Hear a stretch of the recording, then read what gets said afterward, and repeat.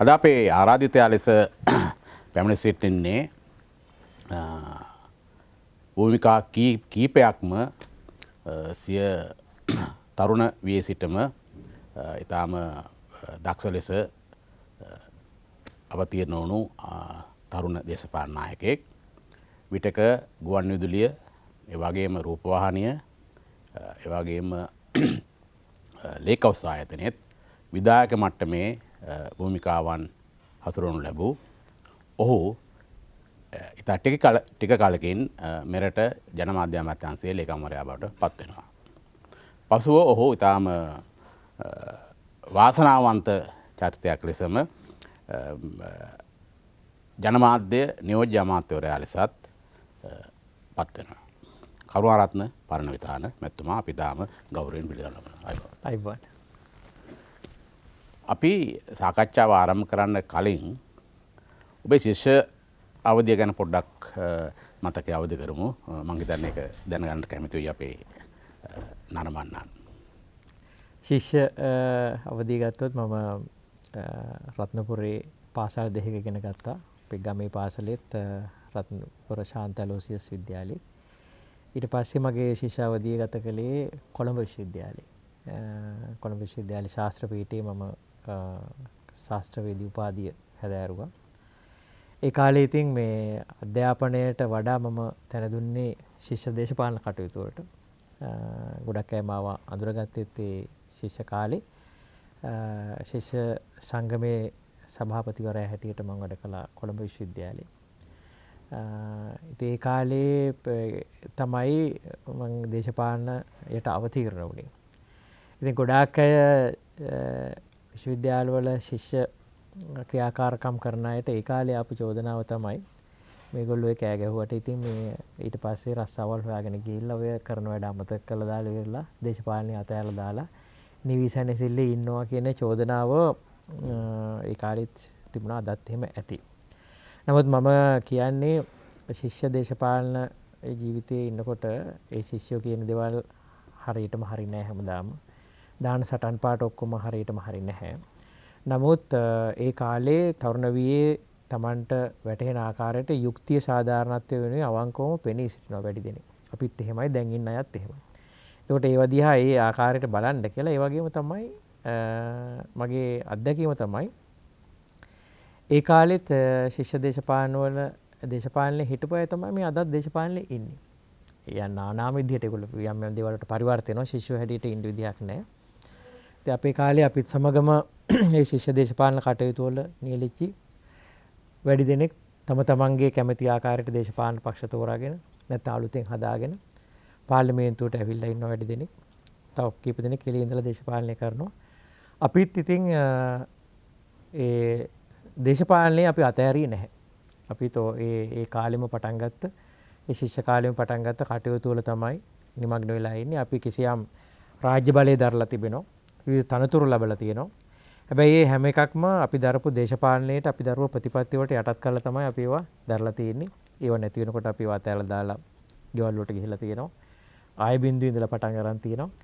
ඉතින් ඒ ශිෂ්‍ය කාලේ අපිට ඒකට විශාල පන්නරයක් හයියක් ලැබුණා. විශේෂයෙන්ම සාමූහිකව වැඩ කිරීමේ ශක්තිය ලැබලා දුන්නේ අපිට ඒ ශිෂ්‍ය ව්‍යාපාරය කියන එක මම කියන්න කැමතියි.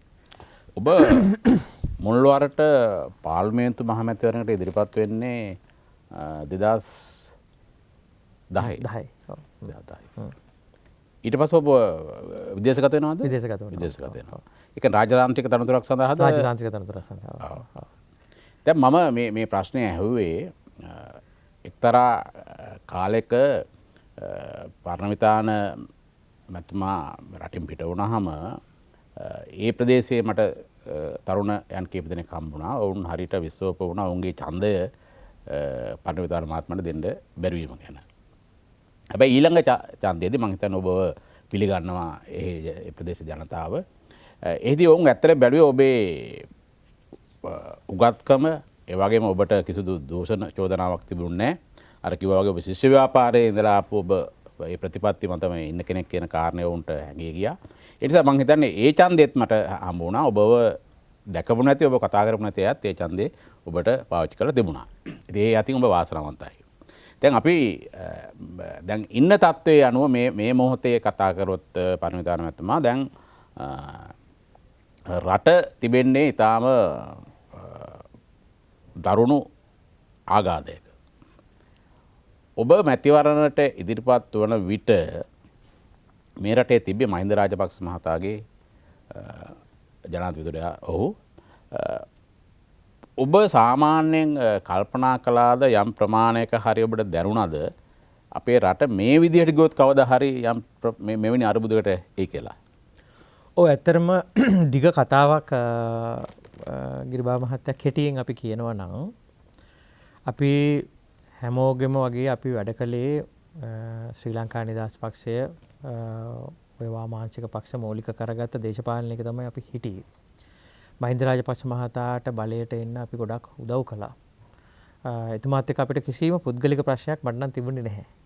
අපි එතුමාත්ගෙන් අපි ඉවත් වුණේම එතුමා බලය ලබාගෙන විශේෂයෙන් 2010න් පස්සේ ගෙන ගිය ඒ පෞල්වාදී කොල්ලකාරී පාලනය අපිට දරා ගන්න බැරි වුණා. අපිට වෙන ප්‍රශ්නයක් තිබුණේ නැහැ. ඒ නිසා ඒකෙන් අපි ඉවත් විය යුතුයි කියලා අපි තීරණය ගන්නකොට අපිට ගොඩාක් දෙනෙක් දොස් කිව්වා අපිට ඒකට. මේ මෑතක් වෙනකන් දොස් කිව්වා අපිට ඒ සම්බන්ධයෙන්. නමුත් අපි කියපු කාරණේ ඇත්තයි කියලා අද ඔප්පු වෙලා තිබෙනවා. ඒක දරුණු පෞල්වාදී රාජාණ්ඩුවක්, ඒකාධිපති ආණ්ඩුවක්, ඒ දේශප්‍රේමයේ, ඒ ආගම් ප්‍රේමයේ, ඒ ජාති ප්‍රේමයේ ව්‍යාජයක්, සානිකර කොල්ල කෑම සහ ස්වාර්ථ සාධනය විතරයි ඒ ආණ්ඩුවේ තිබුණේ. ඒ විතරක් නෙවෙයි ඒ අය අනුගමනය කරපු මේ ආර්ථික ප්‍රතිපත්ති දීර්ඝ කාලීනව රට අහිත කර බවත් අපිට දැනෙමින් තිබුණා. ඇත්තෙන්ම ඔය අද ගොඩක් අය මේ ගැන විශ්වාසපොයලිමින් දැඟලුවාට මේ ක්‍රියාදාමය මේ කෙලවර වෙන්නේ මේ වගේ බංකොලොත් භාවයකින් කියන කාරණේ අපිත් එක්ක කිට්ටුවෙන් වැඩ කරන චම්පික රණවක මැතිතුමා 2013 දී විතර කිව්වා ඒක. මේව ගියොත් එහෙම මේ රට වැටෙන්නේ මෙතෙන්ටයි කියලා. ඒ නිසා තමයි අපි මේ වෙන තීන්දුවක් ගත්තේ. වෙන තීන්දුවක් අරගෙන අපි ඔය යහපාලන ආණ්ඩුව හදන්න දායක වුණා. ඒ ආණ්ඩුවේ විවිධ ප්‍රශ්න තිබුණත් ඒ ආණ්ඩුවට හැකියාවක් ලැබුණා 2019 වෙනකන් මේ රටේ මිනිස්සු සාමාන්‍ය සතුටෙන් ජීවත් වුණා. අඩු මිලට තෙල් හම්බ වුණා. අඩු මිලට කෑම බීම හම්බ වුණා.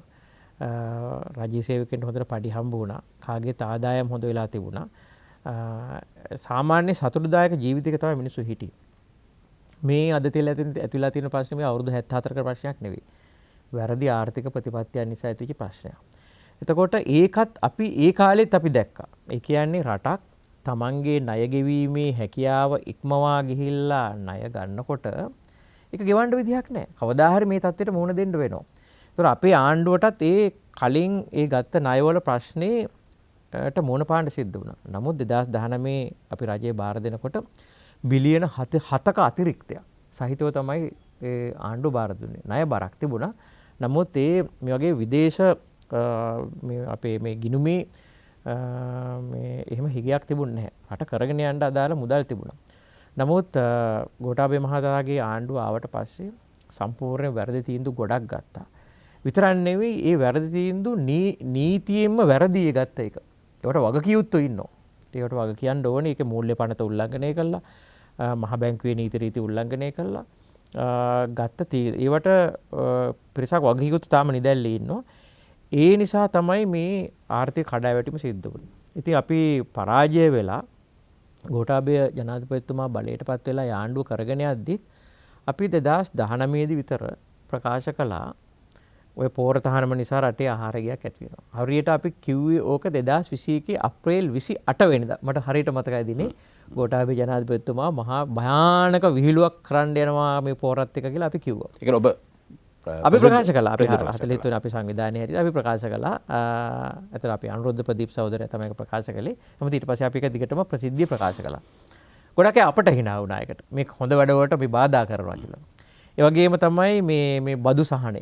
බදු සහනය දෙනකොට අපි කෝ ඔක රාජ්‍ය මූල ප්‍රතිපත්තියක් හැටියට ඔක වැරදි කියලා වෙලා. ඒ බදු සහනය ලබාගත්ත ඒ ජාවාරම්කාරවෝ කවුරුවත් ඒවේ මේ රටේ ඉන්වෙස්ට් කළේ නැහැ. ඒවා ආයෝජනය කළේ නැහැ. එහෙම කරනවා කියලා තමයි ආයෝජනය කළේ. ඊට පස්සේ විසාරාර බැඳුම් කරේ කියලා රනිල් වික්‍රමසිංහ මහත්තයාගේ ආණ්ඩුවට බැන හිටියට ඒ බැඳුම් කර වංචාවට වඩා 3 ගුණයක විතර වංචාවක් අර පොල් තෙල් වංචාවෙන් කළා. අදටත් ඒවා හොයලවත් අල්ලලවත් නැහැ. අර බැඳුම් කරේ නම් ඒ වංචාව සිද්ධ වුණා. ඒ මුදල රාජසන්තක කළා. අරවා ගංගේ මූදි දැම්මා වගේ තමයි.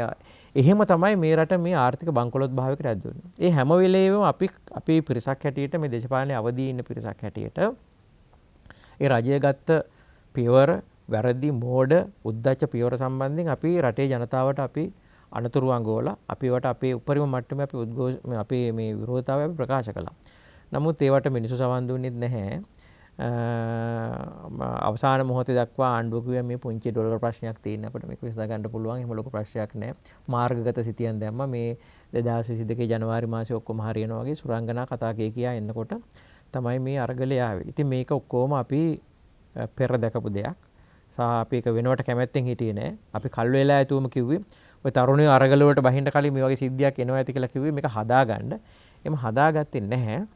දැන් ඉතින් ඇත්තටම කියනවා නම් ගිරිබාව මහත්තයා රට ආපහු 2019 තත්ත්වයට ගෙනියනවා කියන එකත් ලේසි වැඩක් නෙවෙයි. ලේසි වැඩක් නෙවෙයි. අපිට සම්පූර්ණයෙන්ම වෙනස් වූ ක්‍රියාමාර්ග ගන්න වෙනවා. අපි අකමැත්තෙන් වුණත් දැන් මේවා අපි කියනකොටත් මිනිස්සු ඒකට කැමති නැහැ.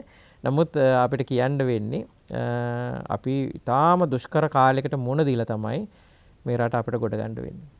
අපි දැන් ඔබ එක කතා කරනකොට සමහර විට මේ වැඩසටහන අරබන කෙනෙකුට උනත් ඔළුවට එන එක කාරණයක් තමයි රාජපක්ෂ රෙජිමය පරාජය කරන්න හම්බ වෙනවා 2015 දී. එහි ජනාධිපති අපේක්ෂාලද ශ්‍රී ලංකා නිදහස් පක්ෂයෙන් එන මෛත්‍රීපාල සිරිසේන මහතා ඒ තරගේ ජයග්‍රහණය කරනවා. පරාජය කරන්න බෑ කියන මතේ හිටපු රාජනායකයෙක්. ඔබ ඒ කාර්යයේත් තාම පෙරටුගාමී චාරිත්‍රයක් නියෝජනය කළා මම හිතන්නේ. ඒ කියන්නේ ඒ වැඩෙත් යහපාලන ආණ්ඩුවක් ගෙනීමට විශේෂයෙන්ම ඒ කටයුතු වලදී ඔබේ දායකත්වය ඉතා ඉහළින් කැපී පෙවුණා මට මතක විදියට. හැබැයි ඒ වැඩේ හරි අසාර්ථක වුණා. ඒක තැනක ඒක ඊටාම ව්‍යස්ථා උල්ලංඝනයට පාවා ගියා. මේ තත්ත්වය ගැන ඔබට යම් මේ වෙලාවේ පැහැදිලි කිරීමක් කරන්න උනොත් කොහොමද කරන්නේ? ඔව් ඇත්තටම ගිරිබාව මහත්තයා අපේ වැඩේ අපි හරියට කළා. ඒ කියන්නේ අපි දැක්කා මහින්ද රාජපක්ෂ මහත්තයා ඇතුළු කණ්ඩායම යන්නේ වැරදි පාරක. ඒකට උත්තරේ වෙන ආණ්ඩුවක් පිහිටවන එක. යහපාලනය කියන්නේ නරක දෙයක් නෙවෙයි. good governance නේ. රටේ දූෂණය නැතිකොට කාර්යක්ෂම මිනිසුන්ට හිතවත් ආණ්ඩුවක් පවත්වාගෙන යන්නේ. එතකොට ප්‍රජාතන්ත්‍රවාදී ආරක්ෂා කරන්න ඕනේ, ප්‍රතිසංස්කරණ ගේන්න ඕනේ, ආර්ථික දේශපාලන හැම පැත්තෙම. ඒවට තමයි අපි ලැහැත් වෙන්නේ. දින 100 වැඩසටහන 19 වෙනි ව්‍යවස්ථා සංශෝධනය අරවා මේ ඔක්කොම ටික. එතකොට ඇත්තරම මේ ආණ්ඩුවට සම්බන්ධ වෙච්චි වැඩි දෙනෙක් තමන්ගේ කටයුත්ත හරියට කළා. හරියට කළා. දැන් මේ මම ජනමාධ්‍ය ලේකම් හැටියට හිටියා. නියෝජ්‍ය ඇමති හැටියට හිටියා. අපි මේ ජනමාධ්‍ය ආයතන පාලනය කරන කාලේ ඒ ජනමාධ්‍ය ආයතන වල දූෂණ සිද්ධ වෙලා තියෙනවද? එහෙම නැත්නම් වෙන හොරකම් මරකම් කරලා තියෙනවද? බලය අයිතු විදිහට පාවිච්චි කරලා තියෙනවද? ඒවා ආයතනික වශයෙන් කඩා වැටලා තියෙනවද? එහෙම වෙලා නැහැ. අපි හිටපු අමාත්‍යාංශවලත් එහෙම ප්‍රශ්නයක් වෙලා නැහැ. ඒ වගේම තමයි අපි රටට ගැළපෙන හොඳ නීති රීති හදලා උදාහරණයක් හැටියට තොරතුරු දැනගැනීමේ පනත අපි යෝජනාවක් කරලා තිබුණා. ඒක හදලා කෙටුම්පත් කරලා සම්මත කිරීමේ වගකීම සම්පූර්ණයෙන්ම අපේ කර්ම මතට වැටුනේ. අපි ඒක සාර්ථකව නිම කළා. අපි කියන්න කැමති ඒක තමයි පාර්ලිමේන්තුවේ කිසිම වාද විවාදයක් නැතුව ඒකමතිකව සම්මත වෙච්ච පනත. ඒ වගේ වැදගත් වැඩ රාජකාරි ගොඩාක් ඒ යහපාලන ආණ්ඩුවෙන් කළා. මිනිස්සුන්ගේ ජීවිතය යහපත් වුණා. නමුත් කියන්න කනගාටුයි නායකයෝ දෙන්න. කියන්නේ මෛත්‍රීපාල සිරිසේන මැතිතුමාට සහ රනිල් වික්‍රමසිංහ මැතිතුමාට ඒ අය හුරු පුරුදු වෙලා තියෙන දේශපාලන සංස්කෘතියට අනුව ඒ ජනවර්ම මොකක්ද කියලා තේරුම් ගන්න බැරි වුණා. ඒ දෙන්නට ඒකට වැඩ කරන්න බැරි වුණේ. ඒ කෙනෙකුට දෝෂාරෝපණය කළා හරියන්නේ නැහැ. මොකද අපි ළඟින්ම හිටපු හින්දා දෙන්නගේම අපි දැක ඒ දෙන්නගේ දේශපාලන සංස්කෘතියේ ඉඩකඩක් තිබුණේ ජනවර්ම තේරුම් අරගෙන ඒකට වැඩ කරන්න. එතකොට මේ දෙන්න අතර ප්‍රශ්න ඇති වෙන්න පටන් ගත්තා. මෛත්‍රීපාල සිරිසේන මැතිතුමා ජනාධිපති වෙලා වැඩි දවසක් යන්නට කලින් ශ්‍රී ලංකා නිදහස් පස්සේ බාර අරගෙන මහින්ද රාජපක්ෂ මහත්තයාට ආපහු ඡන්දේ නාම යෝජනා දුන්නා. ඒක මිනිස්සු බලාපොරොත්තු වෙච්ච දෙයක් නෙවෙයි. යාට ඡන්දේ දීපු මිනිස්සු. එතකොට එක්සත් ජාතික පක්ෂය යාට ඡන්දේ දීපු වැඩි දෙනෙක් එයා ගැන සැකෙන් බලන්න පටන් ගත්තා. ඒ වගේම තමයි රනිල් වික්‍රමසිංහ මැතිතුමා විවිධ පත්කිරීම ඔය මහ බැංකුව අධිපති වගේ පත්කිරීම කරද්දී සම්පූර්ණයෙන්ම මහා අත්නෝමතික ස්වභාවයෙන් වැඩ කළා. තේවැයෙන් විශාල ආණ්ඩුවට අපකීර්තියක් ආවා. ඒ වේදී ජනාධිපතිතුමා මෛත්‍රීපාල සිරිසේන මහත්තයා විශාල අවුලකටපත් වුණා. ඔය ගැටුම දුරදිග ගිහිලා අන්තිමට ඒක කෙලවරුනේ මෛත්‍රීපාල සිරිසේන ජනාධිපතිතුමා රටේ ආණ්ඩු ක්‍රම ව්‍යවස්ථාව උල්ලංඝනය කරන මහා එතුමාගේ ජීවිතයට විශාල කළු පැල්ලමක් එකතු ක්‍රියාදාමයට පවා යන්න. ඒ කියන්නේ තමන් අඩි 6ක් යටට යවනවා කියලා කිව්වේ මහින්ද රාජපක්ෂ ජනාධිපතිතුමෝ. එයාව නැවත ආණ්ඩු ක්‍රමස්ථාවට පිටින් උල්ලංඝනය කළ ආණ්ඩු ක්‍රමස්ථාව ඇත්තම ඉරලා දාලා ඉවරලා එයාව අගමැති ධූරයටපත් කළා. ශ්‍රේෂ්ඨාධිකරණය මොකද කිව්වේ ක්‍රියාදාමය සම්පූර්ණ වැඩි කියලා. ඒ මෛත්‍රීපාල සිරිසේන ජනාධිපතිතුමාට තිබිච්ච පිළිගැනීම යාම විනාශ කරගත්තා. අන්න එහෙමයි නායකයෝ දෙන්න අතර තිබිච්ච බලාරගලය තමයි ඒ යහපාලන ආණ්ඩුව අපකීර්තියටපත් වෙන්න ප්‍රධාන හේතුව. ඒ වගේම තමයි යම් යම් ඔලොමොට්ටල ක්‍රියාකාරකම් සිද්ධ වුණා මේ අධ්‍යාපනය සම්බන්ධයෙන් අර සයිටම් එක වගේ දේවල්. අධ්‍යාපනය කියන්නේ පුද්ගලීකරණය කරන්න ඕන එකක් නෙවෙයි. ඒතර මම ඇමතිවරු 3-4 දෙනෙක් එක කරේ තියාගෙන දිව්වා. රටේ උද්ඝෝෂණ ආවා. මහ බැංකු සිද්ධිය ඒ මොනවා වුණත් ඒකට කොමිෂන් දාලා ඒක හොයාගත්තත් ඒ ධනේ රාජසන්ත කළත් ඒ වගේ ආණ්ඩුවකින් ඒක බලාපොරොත්තු වෙන්නේ නැහැ. ඒ වගේම තමයි මේ ආණ්ඩුවට විරුද්ධව යහපාලන ආණ්ඩුවට අතිවිශාල කුමන්ත්‍රණයක් සිද්ධ වුණා. ඒ කියන්නේ අභ්‍යන්තර නෑ බාහිරව. ඒක තමයි අර පාස්කු ප්‍රහාරය. ඒක පිටිපස්ස මුස්ලිම් මේ සමාජයේ කෙලින් භාවිතී අන්තවාදී ඉස්ලාම් චූටි කල්ලියක් හිටියා තමයි. අපි නෑ කියලා කියන්නේ එහෙම නැතුව වැඩ කරන්න බෑ. හැබැයි ඒ කල්ලිය පාවිච්චි කළේ විශාල දේශපාලන කුමන්ත්‍රණයකට. අද ඒක කවුරුත් දන්නවා. ඒක දේශපාලන උවමනාවක් වෙනුවෙන් තමයි ඒක කළේ කියලා. අද ඒකට ලොකු බලධාරීන්ගේ නංගන් ගෑවිලා තියෙනවා. ඒක කලේ මේ ආයේ ආණ්ඩුව පෙරලලා ඉවර වෙලා අර ජාතික ආරක්ෂාව පිළිබඳ විශාල භීතියක් ඇති කරලා ඉවර වෙලා රටේ ජනතාවට මේ ආණ්ඩුව අප්‍රසාදයට පත් කරන්න දරපු අති දැවැන්ත මේ ලංකා ඉතිහාසයේ තිබෙන නිහීනම කුමන්ත්‍රණයක්. ඒකේ ගොදුරක් බවට පත් වුණා යහපාලන ආණ්ඩුව. ඒ වගේම තමයි අතිවිශාල ජාතිවාදයක් ඇවිස්සුවා. අපි දැක්කනේ අර කුරුණෑගල දොස්තර කෙනෙක් මේ කාන්තාව වඳ කරනවා කියලා ඉවර වෙලා අර සාපිගේ සිද්ධිය. සාපි ඔබ කුරුණෑගල වැසියෙක් කියලා හොඳට දන්නවා. ඒ අරන් ගියේ කවුද? ඒ සාපි සිද්ධිය අරගෙන ගියේ ගර්භාෂ යුද්ධයක් තියෙනවා කිව්වා. හාමුදුරුවෝ ගිහලා උපවාස කළා. එහෙම ගත්තාන් පස්සේ ඒ විශාල රටේ ජනතාව මේ ද්වේෂයට, මෝහයට, මෝහාන්ධකාරයට ඇදලා දැම්ම විශාල පිරිසක් නැති. ඒ අඳුරු වාතාවරණය උඩ තමයි ගෝඨාභය ජනාධිපතිතුමා බලයටපත් වුණේ. අර කියමනක් තියෙනවා අර්බුදයක් ඇති කරලා බලයටපත් වෙච්ච අය අර්බුදයෙන්ම විනාශ වෙලා යනවා කියලා. අන්න ගෝඨාභය ජනාධිපතිතුමා අර අර්බුදය ඇති කරලා ජනාධිපති ධූරය පැහැරගත්තා. එතුමාට යන්න සිද්ධ වුණා. ඔන්න ඕක තමයි කතාව කෙටියෙන් ගත්තොත් එහෙම. ඔය අපේ කාලේ කතාව. දැන් මේ කාරණෙත් එක්ක වෙන මේ මතුවෙන ගැටලුවක් තමයි දැන් අපි මේ අරගලකරුවන් තරුණයන් ප්‍රාර්ථනා කරන්නේ මේ වෙනස් රටක් සිස්ටම් චේන්ජ් කරන්න ඕන කියන කාරණේ තමයි ඔවුන් ප්‍රකාශ කරන්නේ. හැබැයි දැන් මේක ඇතුලේ අර 2015 ජනතා අභිලාෂයන් වලට පටහැනිව කටයුතු කරපු නායකයෝ මේක ඇතුලේ නායකයෝ විදිහටම ඉන්නවා. ඒ වගේම අර ඔබ කිව්වා වගේ මේ 2015 යහපාලන ආණ්ඩුව පෙරලන්න කුමන්ත්‍රණය කරපු ජාතිවාදී වැඩපිළිවෙලේ නායකයොත් මේක ඇතුලේ ඉන්නවා. අපිට පේනවා විවිධ මත ධර්මයෙන් අදහස් ධර්මයෙන් මේක ඇතුලේ මේ තාම ස්ථාවරව ඉන්නවා. හැබැයි ජනතාව කැමති නැහැ ඕන් මෙහෙම දකින්නවත්. දැන් ඔබ නියෝජනය කරන දේශපාලන පාර්ශවය හරහා දැන් මේ සම්බන්ධයෙන් මොකද්ද ඉස්සරහට ගන්න නියමිත සක්‍රීය වැඩපිළිවෙල? ඔව්. ඇත්තෙන්ම ඒ 2015 ආණ්ඩුව ඇතුලේ ඇතිවෙච්ච මේ අර්බුදය ගෝඨාභය ජනාධිපතිතුමා බලයට ගේන්න ගත්ත ඒ ව්‍යාජ දේශප්‍රේමී රැල්ල විසින් ඇති කරපු අර්බුදය තාම අවසන් වෙලා නැහැ. දේශපාලනයේ මහා නාටක විගඩමක් බවට පත් වුණේ ඒකෙන් පස්සේ තමයි. උදාහරණයක් හැටියට ඒ අය එදා ජනාධිපතිවරණයේදී පාවිච්චි කරපු ලොකුම සටන් පාඨය තමයි රනිල් වික්‍රමසිංහ මහතා ඇමරිකාවට රට පාවලා දෙනවා කියලා.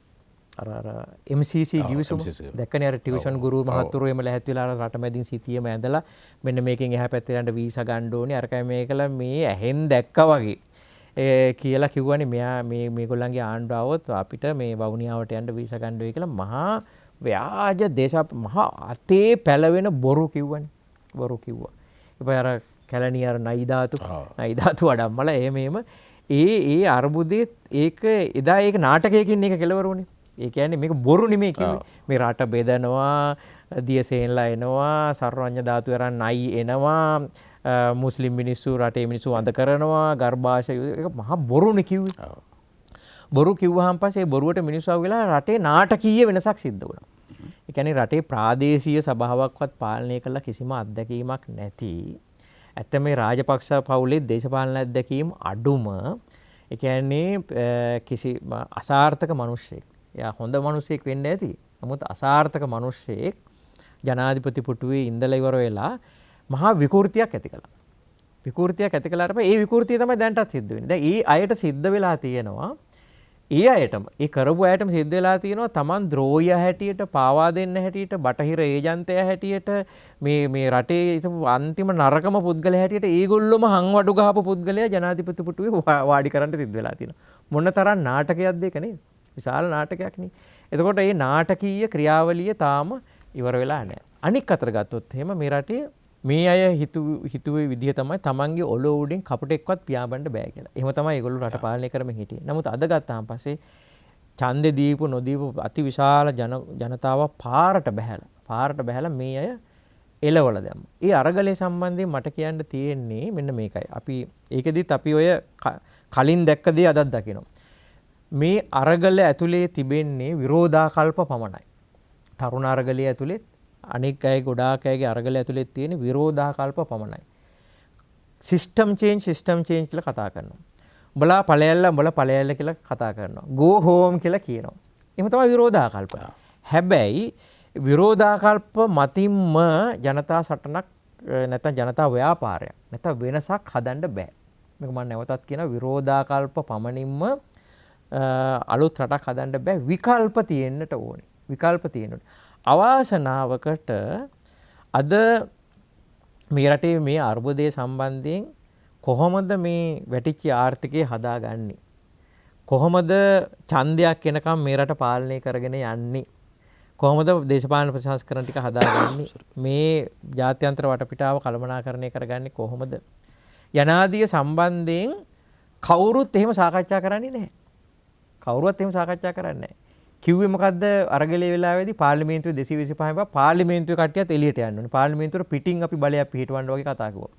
නමුත් පාර්ලිමේන්තුවේ වැඩක් තියෙනවා කරන්න. ඒක තමයි විකල්පේ. විකල්පේ තියෙනවා පාර්ලිමේන්තුවට ඊළඟ ඡන්දයක් එනකන් කෙටි කාලීනව මේ වැඩේ කරන්න වෙනවා. දැන් ගොඩක් අය කියනවා මේ වෙලාවේ එකත් එක විරෝධාකල්පයක්. වහාම ඡන්දයකට යන්න. මම දැක්ක ඔය හාමුදුරුවෝත් කියනවා කවුරුත් කියනවා. දැන් ඡන්දයකට යන්න පුළුවන්ද?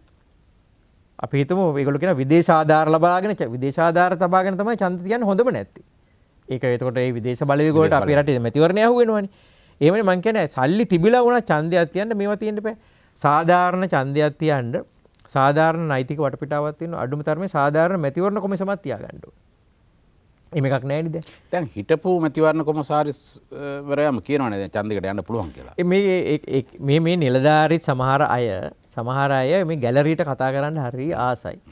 ඔය අපේ හිටපු මහින්ද දේශප්‍රිය මහත්තයා හොඳ මහත්තයෙක්. හැබැයි එයා තාක්ෂණිකව කියනවා ඇති ඡන්දයක් තියන්න පුළුවන් කියලා. ඔව් කවුරු හරි සල්ලි ටිකක් අරගෙන ණයට සල්ලි ටිකක් අරගෙන හරි තෙල් ටික ගහලා අරවම කරලා ඡන්දයක් තියන්න පුළුවන්. මම මෙන්න මේ ප්‍රශ්නේ අහනවා. මේ අරගලයකින් මතුවුණා විශාල දේශපාලන සටන් පාට ටිකක්.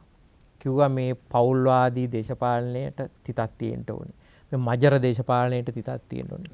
මේ විගණනය වෙන්න ඕනේ. මේ දූෂිත දේශපාලනඥයෝ අයින් වෙන්න ඕනේ කියලා. දැන් හෙට ඡන්දය ප්‍රකාශ කළොත් එහෙම අපේ දේශපාලන පක්ෂ ටික ප්‍රතිසංස්කරණය වෙලා තියෙනවද ඕකට?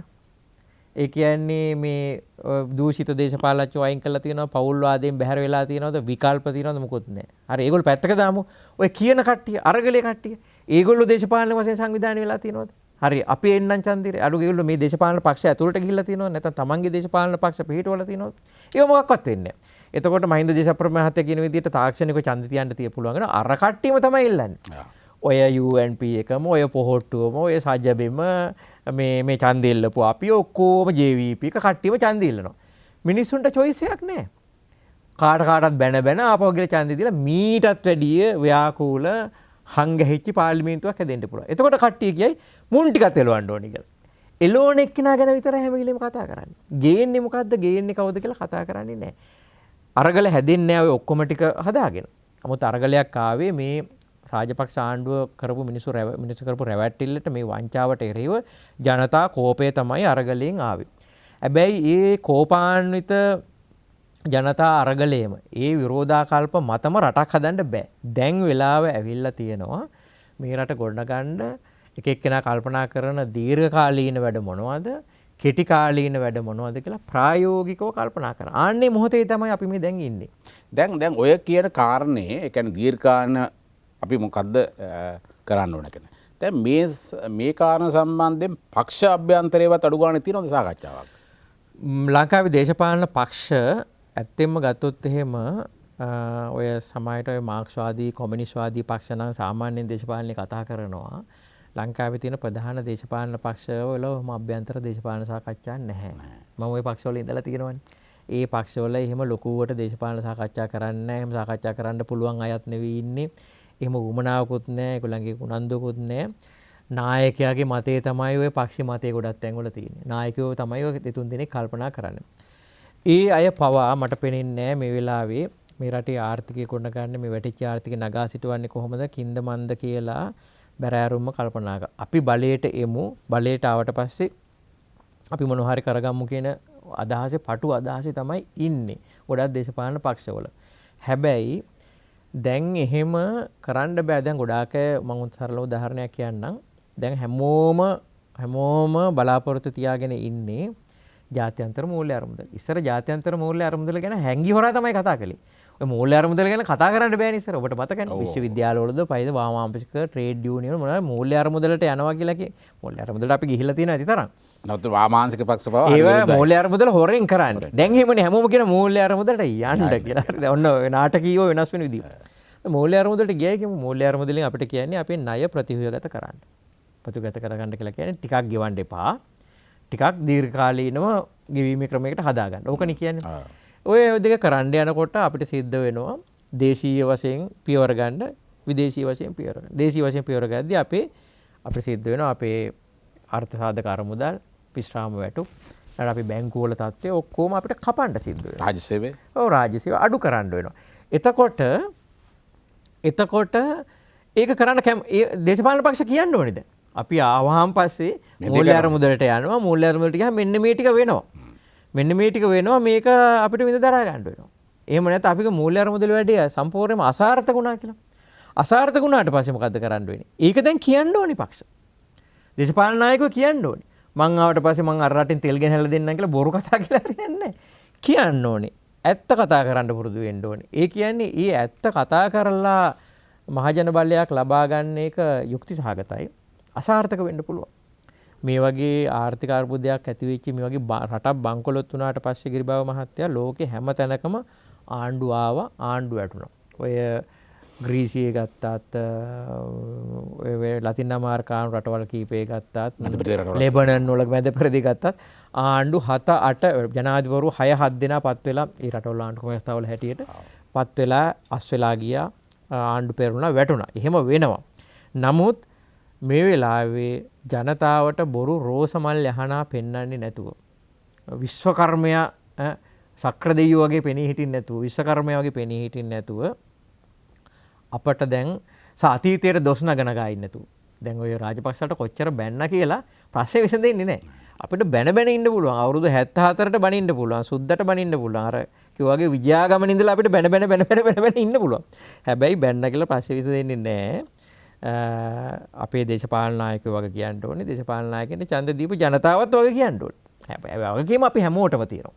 ඒ නිසා හැමෝම මේකට වග කියන්න ඕනේ දැරලා අර දෙවන ලෝක යුද්ධයෙන් පස්සේ අර ජපානයේ විනාශ වුණාට පස්සේ අර බෝම්බ දැමීමෙන් පස්සේ ජපානු කොහොමද කල්පනා කළේ? කොරියන් යුද්ධයෙන් පස්සේ කොරියානුව කොහොමද කල්පනා කරේ කියලා කල්පනා කරලා විශාල ජාතික අධිෂ්ඨානයකින් බොහොම ප්‍රායෝගික දේවල් කල්පනා කරලා අර වසංගතයක් එනකොට අර මුට්ටි බින්දින්න අර මේ ගඟට මුට්ටි දාන්නේ මේ අර පැණි බින්දින්න නැතුව විද්‍යාත්මකව කල්පනා කරලා මේකට මේකයි කරන්න ඕනේ. රටේ බදු හිය මෙහෙමයි හදා ගන්න ඕනේ. තෙල් ටික බෙදනවා නම් බෙදන්නේ සාධාරණව බෙදන්නේ කොහොමද? තිබෙන මේ ටික කොහොමද බෙදාගන්නේ? එහෙම කරලා අපිට වෙන ජීවිතේ වෙන ඇත්තම කියනවා නම් වෙන පැරඩයිම් එකකට අපිට යන්න වෙනවා කියලා මට හිතෙනවා. පැරඩයිම් එක කියන්නේ සම්පූර්ණ වෙනස්ම ක්‍රමයක්. උදාහරණයකට ගත්තොත් දැන් අපේ ජීවිත ඇකිලිලා තියෙනවා. අපේ ආර්ථික ජීවිතය ඇකිලිලා තියෙනවා. අපි නොහිතුවට අපි ගමන් බිමන් යන්නේ, අපි විනෝද වෙන්නේ, අපි ඇඳුම් පැළඳුම් වලට විදම් කරන අපි කෑම බීම සීමා වෙලා තියෙන්නේ. ඉස්සර ගම්වල මිනිස්සු දඹදිව වන්දනාවේ ගියා. දැන් යන්නේ නැහැ. අපි දන්නවනේ. අපි ඔක්කොම ජීවිත දැන් කියන්න ඕනේ නැහැ කවුරුවත් මේ අත්‍යවශ්‍ය දේවල් වලට විතරක් වියදම් කරන්නේ. දැන් මිනිස්සු කරන්නේ එහෙම තමයි. දැන් මම කියන්නේ මේක අපි කිසියම් කාලයකට සැලසුම් සහගතව අපි සංකෝචනය කරන්න ඕනේ. සැලසුම් සහගතව සංකෝචනය කරන්න. ඒක දීර්ඝකාලීන වැඩ පිළිවෙලක්. ඒකම කෙටි කාලීනව තමයි අපි මේක කෙටි කාලීනව අපිට කැප කරන්න වෙනවා. එතකොට අපි අපේ මේ ණය උගුලෙන් අපිට බේරෙන්න පුළුවන් එකම විදිහ තමයි අපේ මේ ගිණුමේ ශේෂය. කියන්නේ මේක අඩු ගන්න බිඳුව කරගන්න ඕනේ. අපේ ආදායම් වියදම් ගත්තොත් එහෙම අපේ ආදායම් වියදම් සමාන කරගන්න ඕනේ. එහෙම නැත්නම් ආදායම වියදමට වැඩිය වැඩි කරගන්න. ඕකට සරල දෙයක් තියෙනවා. ඉතින් ඒක නොකර මොනවා කළත් ප්‍රශ්න විසඳෙන්නේ නැහැ. එහෙනම් ඒක කරන්න මේ දුෂ්කර කෙටි කාලින වෙලාවේදී අපිට අමාරු පියවර ගන්න වෙනවා. එතකොට මේ අමාරු පියවරට රටේ රාජ්‍ය නායකයන් ඉඳලා හැමෝම සූදානම් වෙන්න ඕනේ දෙස් දෙවල් තියන්නේ නැතුව ඒක කරන්න. ඒකට අදිෂ්ඨානයක් තියෙන්න ඕනේ. නායකයයි අදිෂ්ඨානෙ පෙන්වන්න ඕනේ, ආදර්ශවත් වෙන්න ඕනේ. ඒක කරනවා කියලා පෙන්වන්න ඕනේ. හැමෝම එතෙන්ට යන්නට ඕනේ. අන්න එහෙම කෙටි කාලීනව අපිට කැප කරන්න සිද්ධ වෙලා. එහෙම කළොත් අපේ රට ගොඩ එන්න පුළුවන් කියලා විශ්වාසයක් අපිට තියෙනවා. අවාසනාවකට රටේ දේශපාලන පක්ෂ දේශපාලනේ නියැලෙන අය මේවා කතා කරන්නේ නැහැ. ඒගොල්ලෝ තාම හිතන්නේ අර ඡන්ද දේශපාලන කාලේ දීපු පොරොන්දු නැත්තම් 90 සහිත නායකයෝ මෙයා આવොත් හරි ගිහිලා තියේ කියලා ඒ පැරණි පාරෙමයි යන්න හදන්නේ. ඉතින් ඔය ඡන්ද තියන්න හදන්නෙත් එහෙම. එතකොට මම කියන්නේ දැම්ම ඡන්ද තියන්න එපා. ඡන්දයක් කොහොමද ඡන්දයක් එන්න නියමිතව තිබුණේ නැහෙනේ. ඒ නිසා පාර්ලිමේන්තුවේ සියලු දෙනාම එකතු වෙලා මේ අන්තර්කාලීන වගකීම බාර ගන්න කියලා අපි කියන්නේ. හැමෝම වගකීම බාර අරගෙන හැමෝම ආණ්ඩුවට සහාය දෙන්නේ හැමෝම ආණ්ඩුව බවට පත් වෙන්නේ. හැමෝම ආණ්ඩුව බවට පත් වෙලා වගකීම දරාගෙන ඒ කෙටි කාලීන වැඩේ නිවර කරලා ඊට පස්සේ තම තමන්ගේ දේශපාලන න්‍යායපත්‍රත් එක්ක යන්න පුළුවන්. ඕක තමයි අපි දිගටම මේ සම්බන්ධයෙන් කියාගෙන ආවේ.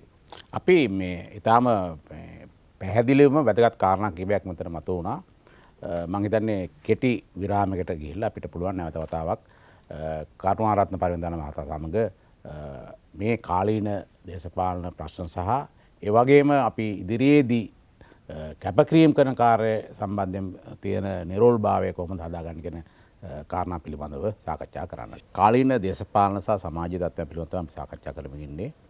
හිටපු නියෝජ්‍ය අමාත්‍ය කරුණාරත්න පරිවර්තන මහතා සමග අපි සාකච්ඡාව කරමින් ඉන්නේ. අපිට ඉතුරු කාලය තුළ අපි උත්සාහ කරනවා මේ කාරණා කිහිපයක්ම නිරොල්ව ලියා ගන්නට. මම කැමතියි මේ පරිවර්තන මහත්මයා දැනගන්න මේ මොහොතේ ඔබ නියෝජනය කරන දේශපාලන පක්ෂයක් හෝ සංවිධානයක්?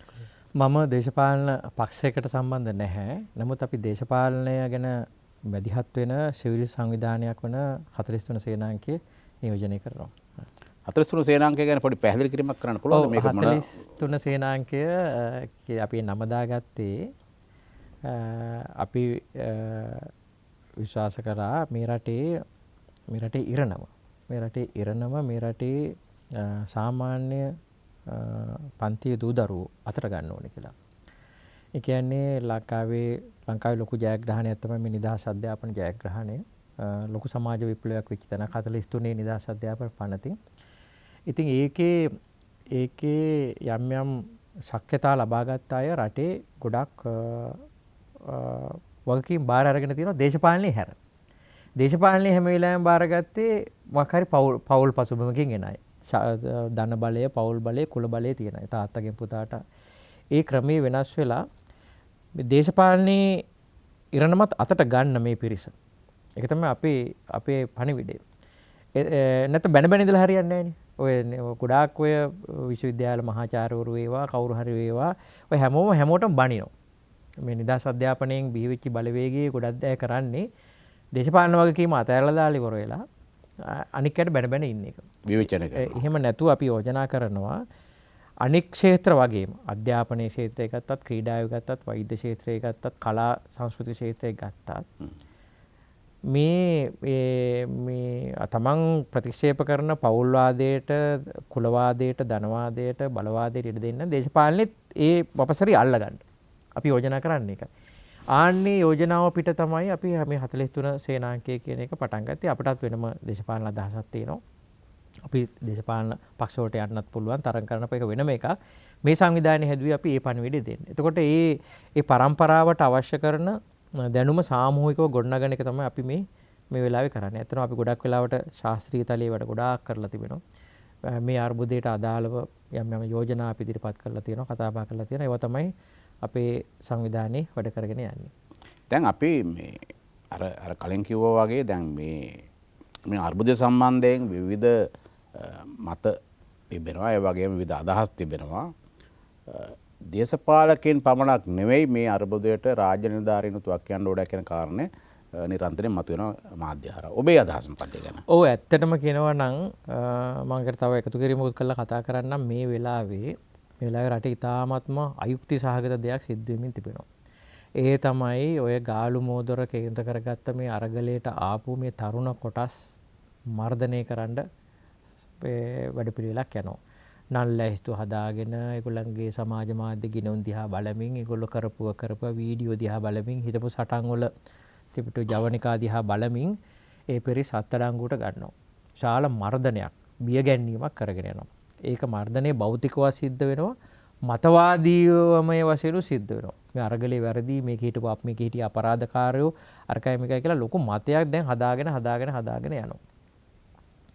මම කියන්නේ රනිල් වික්‍රමසිංහ මහතා රටේ නායකයා හැටියට මේ කියාදාමේ වහාම නවත්තන්න ඕනේ. මේක අයුක්ති සහගතයි, අසාධාරණයි. මොකද එතුමා ජනාධිපති ධූරයට පත් වුණේ මේ අරගලය නිසා. ඒ අරගලේ නොවෙන්න ගෝඨාභය මහත්තයා මේක අතහැරලා දාලා යන්නේ නැහනේ. එතකොට ඒ ජනාධිපති පුටුව හිස්සුනේ මේ අර කට්ටිය ඇවිල්ලා මේ එතුමාට යන්න ගෝඨා ගෝ හෝම් කියපු හින්දා තමයි ඒක උනේ. ඒ වගේම තමයි අර 134 දෙනෙක් ඡන්දෙ දුන්නේ නැත්නම් ඒත් ජනාධිපති වෙන්නේ නැහැ. දෙකම තියෙනවා. හැබැයි මුල්ුනේ මේ අරගලය. ඒතකොට මේ අරගලේ මේ ත්‍රස්තවාදීව ආපු අරගලයක් නෙමෙයි. මේ ප්‍රචණ්ඩ මිනිමරුව නෙමෙයි මේ අරගලයට ආවේ. මේ අරගලය සෑහෙන දුරට සාමකාමී. මම සෑහෙන දුරට සාමකාමී කියන්නේ මේක ප්‍රචණ්ඩ අඩංගුවක් තිබුණා. ඒ අඩංගුව ආවෙත් කොහොමද? මැයි 9 වෙනිදා අර්ලියගහ මන්දිරයට අර පොහොට්ටුවේ ප්‍රාදේශීය දේශපාලඥයෝ ටික මහින්ද රාජපක්ෂ මහත්තයා බලන්න ආවා. ඇවිල්ලා එතුමාගේ ගුණ ගායනා කළා. ඔක්කොම කරලා ඉවර වෙලා මහින්ද රාජපක්ෂ මහත්තයා කිව්වා නම් හරිය ඔයගොල්ලෝ මාව බලන්න ආපු එක හොඳයි, බොහොම ස්තුතියි.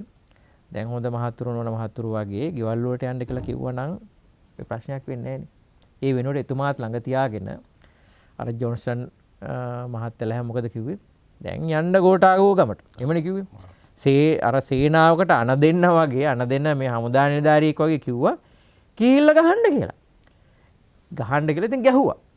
අන්න එදා මිනිස්සු විශාල ජනතා කෝපයක් ඇවරුණා. ඊට පස්සේ තමයි මේ ප්‍රචණ්ඩ රැල්ල ආවේ. මට මේකටම මේ එකතු කරන්න වෙන පොඩි කාරණයක් ඔබෙන් දැනගන්න. ඔබ ජනමාධ්‍ය ආයතන කීපයක ප්‍රධානයෙක් විදිහට හිටියා. ඒ වගේම ජනමාධ්‍ය විෂයක් සම්බන්ධයෙන් ඔබ ප්‍රාමාණික ලෙසත් කටයුතු කරනවා. මේ අර්බුද වෙලාවල් වල මෙරට ජනමාධ්‍ය හැසිරීම ඔබ දැක්කේ කොහොමද? ඔය ඇත්තරම ඒකත් මට කියන්න ඕනේ. මම මේ කියන කතාව එච්චර ජනප්‍රිය කතාවක් නෙවෙයි වෙන්න පුළුවන්. ඒ ප්‍රචණ්ඩත්වයේ වාර්තා කරන අතරේ ඒ ප්‍රචණ්ඩත්වයේ නිවන්න ජනමාධ්‍ය වැඩ කළේ නැහැ. ඒ කියන්නේ මම මොනම විදියකින්වත් ප්‍රතික්ෂේප කරන්නේ තමන්ගේ ආත්ම ආරක්ෂාවට එරෙහිව ආපු මේ තමන්ට ගහනකොට ආත්ම ආරක්ෂාව වෙනුවෙන් ප්‍රතිපහාර දීමක් සිද්ධ වෙනවා. දැන් එතකන් ඒ ගිටාර් එකක් ගහ සින්දු කියා සාමකාමී උද්ඝෝෂණ කර හිටපු ඒ අරගලයට ඔය පොහොට්ටුවේ පාදර දේශපාලන ප්‍රහාරයක් ආපු එක තමයි ජනතා කෝපය ඇවිලුනේ. ඒක ඇවිලිලා එදා කොළඹදී යම් දේවල් සිද්ධ වෙලා ඒ බස් ගිනි තියලා මිනිස්සු වැවේ ගිල්ලලා අරවම කළා සාමාන්‍ය තැනකට ඒක ආවා. ඒවා අපිට වළක්වන්න බෑ. හැබැයි ඊට පස්සේ සිද්ධ වෙච්ච ගෙවල් ගිනි තැබීම් අරවම සම්බන්ධයෙන් ඒවා අපරාධ වාර්තා කරන්නේ. ගෙවල් ගිනි තියනවා කියන්නේ අපරාධ. දැන් රනිල් වික්‍රමසිංහ මහත්තයාගේ ගේ ගිනි තියපු එකට අපි විරුද්ධ වෙන්න ඕනේ ගිරිබාව මහත්තයා. ඒ ගෙදර විශාල පුස්තකාලයක් තිබිච්ච හින්දා හෝ ඒගේ රාජකීය විද්‍යාලයට දීලා තියෙන හින්දා හෝ ඒගේ මෛත්‍රී වික්‍රමසිංහ මහාචාර්යතුමේ ඉන්න හින්දා නෙවෙයි. ගෙවල් ගිනි තැබීම අපරාධයක් හින්දා. අර පොහොට්ටුවේ අර മന്ത്രിවරු ගන්නාවගේ ගෙවල් ඒවා අපරාධ. ඒ අපරාධ පළවෙනි අපරාධය දෙවෙනි අපරාධය සිද්ධ වෙනකොට මේ රටේ මතයක් හදන්න තිබුණා. මාධ්‍යයට මේක වැරදි කියලා. මම නම් මගේ ඔය සමාජ මාධ්‍ය ගිණුම අරන් බලන්න ඒ ප්‍රචණ්ඩ වාර්තා වෙනකොටම අපි ඒව හෙලා දැක්ක මේක කරන්න එපා. අපි කිව්වේ අපි මේ මාධ්‍ය සාකච්ඡාවක් තියලාම කිව්වා. ඊට 9 වෙනිදා 10 වෙනිදා අපි කිව්වා පාදඩ ක්‍රමයක් තව පාදඩ ක්‍රමයකින් වෙනස් කරන්න බෑ. මේවා ඒ වෙලාවේ එච්චර ජනප්‍රිය දේවල් නෙවෙයි. මොකද අරක තමයි අර ගින්න පෙන්වීමෙන් තව ගිනි අවුලවන්න තමයි වැඩ කළේ. ඉතින් අපරාධ වාර්තාකරණය සම්බන්ධයෙන් ඔබ ජ්‍යෙෂ්ඨ ජනමාධ්‍යවේදියෙක් මම ජනමාධ්‍ය ආයතනවල වැඩ කරපු කෙනෙක් අමාත්‍යාංශ ලේකම් හැටියට වැඩ කළා. අපි ඉහි කෙස් ගානට මේ වර්ක්ෂොප් දීලා පුහුණුව දීලා වැඩ කළා. අපරාධ වාර්තාකරණය සම්බන්ධයෙන් කොච්චර දේවල් කළා තියෙනවද අපි. ජනමාධ්‍ය පුහුණු කළා තියෙනවද? ජනමාධ්‍ය ආයතනයන්ට ප්‍රධානීන්ට කළා තියෙන අපරාධ වාර්තාකරණයේදී අපි මොකද්ද කරන්න ඕනේ කියලා. ඒව ගැන තම දොයිතික මායමන. ඒ වගේම තමයි hate speech. කියන්නේ වෛරී ප්‍රකාශ. එහෙම තමයි මේක ඇදගෙන ගියේ. දැන් තාම යන්නේ එහෙමයි. ඉතින් මං කියන්නේ රටක් සාමූහික ප්‍රචණ්ඩත්වයේ යෙදෙන වෙලාවල් තියෙනවා. නැත්තේ නැහැ. එතකොට සාමාන්‍ය පිළිවෙල බිඳ වැටෙනවා. බිඳ වැටලා හැබැයි අපි ඒ පිළිවෙලේ දිගටම යන්න ඕනේ නැහැ. මම කියන්නේ ඒකයි. මේ සම්පූර්ණ මේ ප්‍රචණ්ඩ ක්‍රියාවලියට වග කියන්න ඕනි. එදා 9 වෙනිදා ප්‍රචණ්ඩය ඇති අරගලේ ගහමන්දිරේ මුදාහරු ප්‍රචණ්ඩත්වය. එහෙම නොවුනනම් මේ අරගලේ වෙන දිහාක යන්න තිබුණා. සමහර ප්‍රචණ්ඩ වෙන්නත් තිබුණා. මං කියන්නේ වෙන දිහාවක මේක යන්න තිබුණා. නමුත් ඒවා ගැන ඒ සාකච්ඡාව නොකිය මහජනයාගේ ප්‍රචණ්ඩත්වයේ සාධාරණීකරණය කවුරු හරි කරනවා නම් ඒක වැරදි. වැරද්දට වැරද්ද කියනෝනේ අපරාධයට අපරාධය කියනෝනේ. හැබැයි ඒ අතර මම මෙහෙම එකක් කියනවා. ඒවා මේ ඔය අරගලයට ආපු අය හෝ කවුරු හෝ මේ හිතේ තියාගෙන ආපු අපරාධ නෙවෙයි. කලින් මම මේක කරන්න ඕනේ. මම මේ ගිනි තියන්න ඕනේ. මම මේ මන්දිරේ යන්න ඕනේ. මම මේ අල්ල ගන්න ඕනේ. අරම එකලා එහෙම කලින් ආපු දේවල් නෙවෙයි. ඒවට යම් සමාජීය හේතු සාධක තියෙනවා. ඉතින් ඒ වෙලාවේදී අපි සමාජයක් කියලා අපි වැඩ කරන්න ඕනේ වෙන විදිහකට. උදාහරණයක් හැටියට 70 කැරැල්ල ආවා.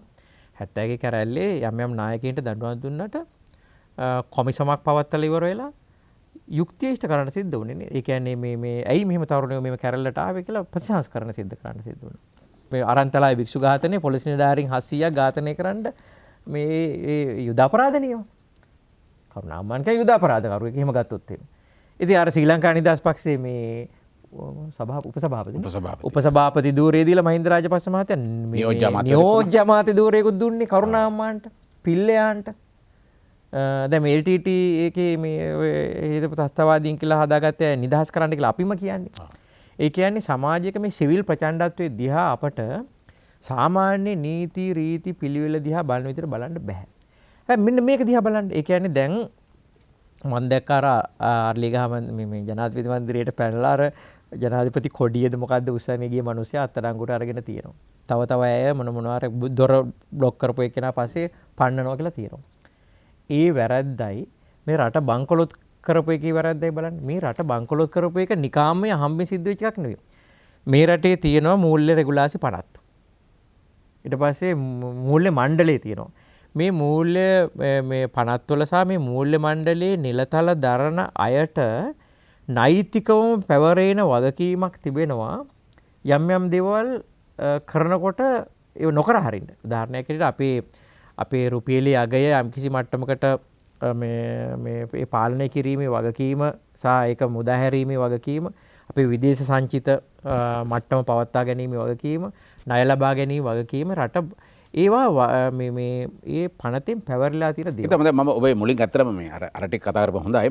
මට අවශ්‍ය වුණේ දැනගන්නට මේ මහා බැංකුව වාගේ ඊටාම මේ තීරණාත්මක ආයතනවල ඉන්න රාජ්‍ය නිලධාරීන්ගේ වගකීම් පැහැර හැරීම. ඔව් රාජ්‍ය නිලධාරීන්ට නීතිමය වගකීමක් පැවරිලා තියෙනවා. ඒ කියන්නේ රාජ්‍ය ආදායම වියදම සම්බන්ධයෙන් දේශපාලනඥයෙක් මොන නියෝග දුන්නත් මට මේක මෙතනින් එහාට කරන්න බෑ කියන එක කියන්න පුළුවන් වෙන්න ඕනේ මේ නිලධාරීන්ට. ඒගොල්ලෝ ඒක නොකර ඒක කඩනවා නම් ඒවා මූල්‍ය අපරාධ. අර ගෙවල් ගිනි තියනවා වගේම මේවා මූල්‍ය අපරාධ. ඒතකොට අපේ රටේ මූල්‍ය අපරාධ කරපු නිලධාරී රංචුවක් ඉන්නවා. කබ්‍රාල් මම නම් කියන්නේ. PB ජයසුන්දර කබ්‍රාල් ඔය මූල්‍ය මණ්ඩලයේ හිටපු ගොඩක් ඇදෙනෙක් මේ මූල්‍ය අපරාධ කරලා තියෙනවා. අදටවත් ඒගොල්ලන්ගෙන් ප්‍රශ්න කරලා තියෙනවද අඩු ගානේ? ජනාධිපති මන්දිරයේ අර කොඩිය උස්සගෙන ගිය මිනිස්සයා ප්‍රශ්න කරනවා අපරාධකාරයෙක් හැටියට. මේ රට බංකොලොත් කිරීමේ මහා මූල්‍ය අපරාධය. ඒ කියන්නේ ආර්ථික ඝාතකයෝ. විමල් වීරවංශ මහත්තයාගේ වචනෙන් ආර්ථික ඝාතකයෝ ගැන ඒ අපරාධ ගැන ඇයි කතා කරන්නේ නැත්තේ? එතකොට මෙන්න මේක නම් එළඹුම.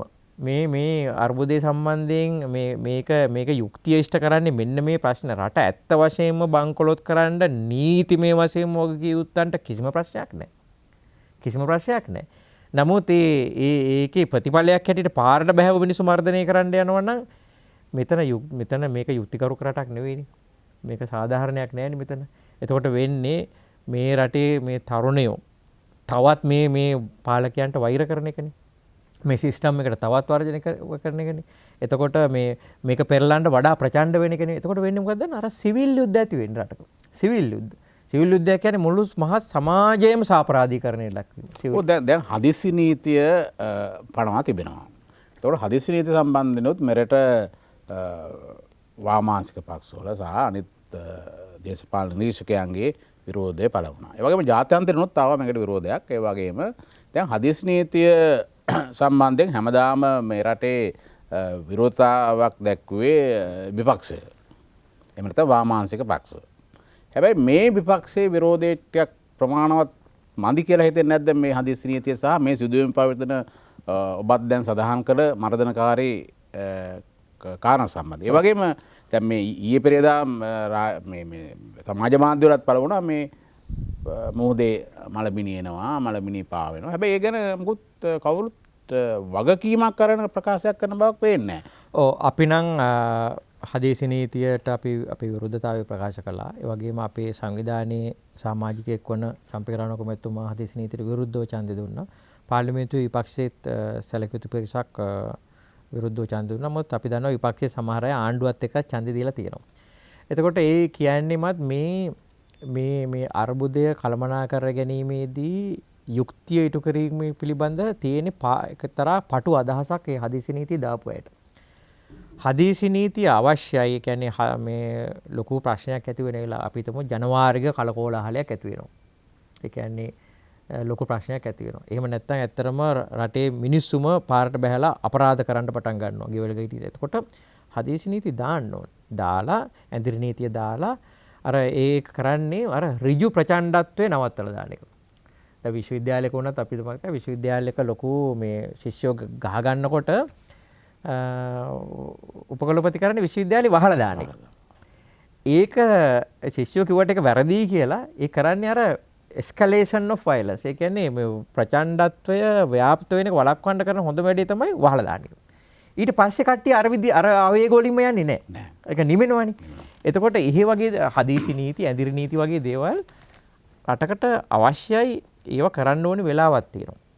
නමුත් මේ දිගටම හදිසි නීති දාගෙන රට පාලනය කරන්න යනවා කියලා කියන්නේ මර්ධනය. අපිට හදිසි නීතිය සෑහෙන හොරු පුරුදුයි කිරි බව මත. අපි යුද්ධ කාලෙම අපි ජීවත් වුණේ හදිසි නීතිය යටතේ. හදිසි නීතිය අපේ ස්වභාවික නීති වෙලා තිබුණේ. ඊට පස්සේ තමයි මේ හදිසි නීතිය අයින් කළා රට සාමාන්‍ය තත්ත්වයටපත් වුණේ. එතකොට ඒ වගේ වෙලාවක ප්‍රජාතන්ත්‍රවාදී ආණ්ඩුකරණයේදී අපි බලන්න ඕනි මේ නීති රීති දිගටම පවත්වාගෙන මර්ධනීය රාජ්‍යයක් හැරෙට ගිහිල්ලා අපිට මේ අර්බුදයෙන් ගොඩ එන්න තියෙන තව අවස්ථා ජාත්‍යන්තර සහයෝගය නැති කරගන්නවද නැත්නම් මර්ධනය කළා මගේ බලය තහවුරු කරගන්නවද කියන පටු ආකල්පයට ගියාම පස්සේ තමයි ඔය වැඩේ කරන්න වෙලා තියෙන්නේ. මම කියන්නේ හදිසි නීති අයින් කරන්න ඕනේ. හදිසි නීති අවශ්‍ය වෙන්නේ නැහැ. සාමකාමී උද්ඝෝෂණ වලට ඉඩ දෙන්නට ඕනේ. ඔය ඒවා වළක්වන්න යන ඒවා වළක්වන්න ගියහම තමයි මිනිස්සු ආයුධ අතර ගන්නේ. සාමකාමී උද්ඝෝෂණ තියෙනනේ උද්ඝෝෂණ කරන අයත් ඒවා සාමකාමී මට්ටමින් තියාගන්න දැනගන්න ඕනේ. හදිසි නීතියක් අවශ්‍ය වෙන්නේ නැහැ අද මේ තියෙන අර්බුදය විසඳා ගන්න. හදිසි නීතිය අවශ්‍ය වෙලා තියෙන්නේ මිනිස්සු අනීතිකව අත්අඩංගුවට ගන්න. අනීතිකව රඳවා තවා ගන්න. යම් සංවිධාන මේ තහනම් කරන්න. ජනමාධ්‍ය තහනම් කරන්න මිනිස්සුගේ හඩ මර්ධනය කරන්න තමයි මේ වෙලාවේ හදිසි නීතිය අවශ්‍ය වෙලා තිබෙන්නේ. ඉතින් ඒ නිසා ඒක කිසිසේත්ම අනුමත කරන්න පුළුවන් ක්‍රියාදාමයක් හැට අපි සලකන්නේ නෑ මේ අවස්ථාවේදී. ඔබ මම හිතන්නේ අපිට කාලය පිළිබඳ ප්‍රශ්නයක් තිබෙනවා. මම කෙටි පැහැදිලි කිරීමක් බලාපොරොත්තු වෙන්නේ. ඔබ නියෝජ්‍ය අමාත්‍යවරයෙක් ලෙස සිටිය කාලේ අගමැතිවරයා වශයෙන් හිටිය රනිල් වික්‍රමසිංහ මහත්මයා. ඔව්. ඔහු පසු කාලයක ඔහුට ඔහුගේ පක්ෂය ලොකු පරාජයකට පත් වෙනවා. ඒ වගේම එක ජාතික ලැයිස්තුවක් මන්ත්‍රීකමක් තමයි තිබුණේ. ඔහු ඒකට පාර්ලිමේන්තුවට පැමිණෙනවා. හැබැයි මේ අර්බුදය ඇතුළේම ඔහු අගමැතිවරයා වෙනවා සහ ජනාධිපතිවරයා වෙනවා. රනිල් ගැන විශේෂ කියවීමක් ඔබට තිබෙනවාද? මේ අර්බුදය ඔහුට ජය ගන්න පුළුවන් කියන විශ්වාසයක් ඔබට තිබෙනවාද ඒ කියවීම තුළ? රනිල් වික්‍රමසිංහ මහත්මයා සම්බන්ධයෙන් මට තියෙන්නේ මිශ්‍ර අදහසක්. ඒ කියන්නේ ඔහු යම් දේවල් සම්බන්ධව ඉතාම නිර්භීතව ඉදිරි පියවර ගන්න, කෙලින් වැඩ කරන්න සූදානම් කෙනෙක්. ඒ වගේම තමයි ඔහුට තියෙන ලොකුම ප්‍රශ්නේ තමයි ඔහු මේ සාමාන්‍ය ජනයා හිතන පතන ආකාරය පිළිබඳ ඔහුට ලොකු සහකම්පනයක් නැහැ. අන්නේ නිසා ඔහු විශාල වශයෙන් වැඩ වරද්ද ගන්නවා. දැන් ඒක යහපහන ආණ්ඩු කාලෙත් අපි දැකපු දෙයක්. ඒ කියන්නේ මේ මුළු රටම හඬගාලා කියනකොට අර මුළු රටෙන්ම චෝදනා එල්ලවන මහ බැංකුව අධිපතිවරයා අයින් කරන්න කියලා ඔහු අයින් කළේම නැහැ. අයින් කළේම නැහැ. කියන්නේ මෛත්‍රීපාල සිරිසේන මහත්තයා කිව්වා අයින් කරන්න කියලා. ඒක මේ ආණ්ඩුව ගේන්න උදව් කරපු චන්ද්‍රිකා බණ්ඩාරනායක හිටපු ජනාධිපතිතුමිය කිව්වා අයින් කරන්න කියලා. මේ අපි කිව්වා ඔක්කොම අයින් කරන්න කියලා. අයින් කළේම නැහැ. දැන් ඔහුම මේකෙන් විශාල මේ අගතියකටපත් වුණා. ඒ වගේ දැන් මේ වෙලාවේ අපේ රටේ මිනිස්සු කියනවා මේ මර්ධනය කරන්න එපා. මේ මර්ධනය දැන් හැමෝම කියලානේ තියෙන්නේ මේ මර්ධනය කරන්න එපා මේක අයුති සහගතයි. නමුත් ඔහු ආරක්ෂක අංශවලට ඒක කරන්න ඉඩ දීලා බලාගෙන ඉන්නවා. අන්නේ නිසා ඔහු වැඩ කරන අතරේ යම් සීමාකම් ඇති කරගන්නවා. ඇත්තෙන්ම අපි ගත්තොත් එහෙම මේ අරගලේ එනකන් රනිල් වික්‍රමසිංහ මහතා ඔහේ තනි മന്ത്രി ධූරයක් දරාගෙන පාර්ලිමේන්තුවේ හිටියා. ගෝඨාභය මහත්තයා කිව්වේ අගමැතිකම ගන්න කියලා සජිත් ප්‍රේමදාස මහත්මයාට. සජිත් ප්‍රේමදාස මහත්මයා ඒක බාරගත්තේ නැහැ. ඒ නැති නිසා තමයි මෙයා අගමැතිකම බාරගත්තේ. එතකොට ඒ වෙලාවේ අන්න එක තමයි. ඒ වෙලාවේ කවුරුත් රනිල් වික්‍රමසිංහ මහත්තයාට මේ ගන්න එපයි කියලා කිව්වේ නැහැ. ඔයාට බහුතරයක් නැහැ කියලා කිව්වේ නැහැ. ඔයාට කරන්න බෑ කියලා කිව්වේ නැහැ. අපි ඔක්කොම සහයෝගය දෙන්නම් කියලා තමයි කිව්වේ. ඒකයි තියෙන්නේ. ඒක ඒ වෙලාවේ සජිත් මහත්තයා ගත්තත් ඒක වෙන්න තිබිච්ච දෙයක් මං කියන්නේ. ගෝඨාභය මහත්තයා මේ පැත්තෙන් කිව්වා හරි මට කරන්න බෑ. ඕගොල්ලෝ අරන් කරන්න කියලා. එතකොට මෙයා ඉදිරිපත් වුණා. ඒක වටිනවා.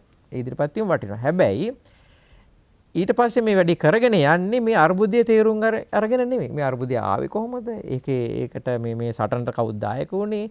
ඒක කරන්නේ නැත්නම් ඒ අවස්ථාව අපතේ හැරීම. මම තව උදාහරණයක් හැටියට ගත්තොත් එහෙම එතුමා මේ ජනාධිපති ධූරය අරගෙන තියෙන්නේ මේ తాවකාලිකව මේ අර පුරප්පාඩෝ දුර කාලයක් පියවන්නනේ. ජනවරමකින් නෙවෙයිනේ. නමුත් ව්‍යවස්ථාවට අනුව තමයි අරන් තියෙන්නේ. අනුප්‍රාප්තික නීතියට සම්පූර්ණම එකඟයි මේ ජනාධිපති ධූරය ගත්තේ ඒක. ජනවරමක් තියෙනවද නැද්ද කියන එක අපි දන්නවනේ හොඳට. ජනවරමක් නැහැ. නමුත් මේ දැන් අපි කියවනේ මේ නාටකීය විකෘතියන්නේ මේ ඇති වෙලා තියෙන්නේ.